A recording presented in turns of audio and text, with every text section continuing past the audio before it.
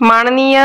Sandeep Ghuge police अधीक्षक सांगली, रितू खोकर upper police अधीक्षक तथा नोडल अधिकारी सांगली यांच्या आदेशान्वये तसेच सुनील साळुंखे उपविभागीय पोलीस अधिकारी जत विभाग, विपुल पाटील उपविभागीय पोलीस अधिकारी विटा, सचिन थोरबोले उपविभागीय पोलीस अधिकारी तासगाव, दादासाहेब चोडाप्पा पोलीस उप अधीक्षक तथा सहायक नोडल अधिकारी सांगली यांच्या मार्गदर्शनाखाली विधानसभा सार्वत्रिक निवडणूक 2024 अंतर्गत सांगली जिल्ह्यामधील एकूण 8 विधानसभा मतदारसंघामध्ये निवडणूक प्रक्रिया सुरू असून निवडणुकीच्या अनुषंगाने लागू असलेल्या आदर्श आचारसंहितेची बाधा येऊ नये तसेच अनुचित प्रकार अथवा कायदा व सुव्यवस्थेचा प्रश्न निर्माण होऊ नये याकरिता सांगली जिल्हा पोलीस दल तत्पर व सतर्कतेने कार्य करत आहे। त्याप्रमाणे जिल्ह्यामध्ये मोठ्या प्रमाणात पोलीस बंदोबस्तही तैनात करण्यात आला आहे। विधानसभा सार्वत्रिक निवडणूक 2024च्या अनुषंगाने सांगली जिल्ह्यामधील एकूण 8 विधानसभा मतदारसंघामध्ये कोणताही गैरप्रकार घडू नये,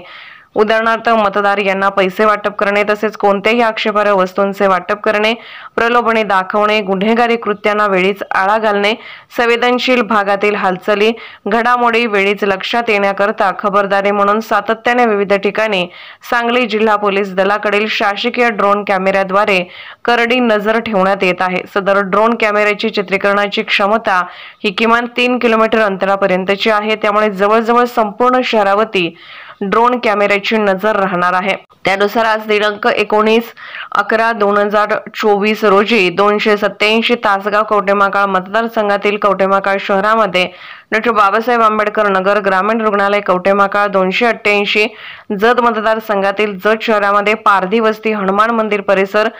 जत एसटी स्टँड परिसर, 286 विटा खानापूर मतदारसंघातील विटा शहरामध्ये शिवाजी चौक खानापूर नाका तसेच 285 कडेगाव पलूस मतदारसंघातील पलूस शहरामध्ये बौद्धनगर वसाहत, मातंग वसाहत, पलूस एसटी स्टँड परिसर या ठिकाणी शासकीय ड्रोन कॅमेऱ्याद्वारे करडी नजर ठेवण्यात आली आहे। तसेच सदर वेळी संबंधित पोलीस ठाण्याचे प्रभारी अधिकारी पोलीस उपनिरीक्षक पठाण,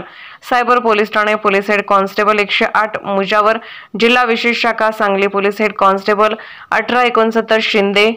पोलीस मुख्यालय सांगली व इतर स्टाफ असे हजर होते।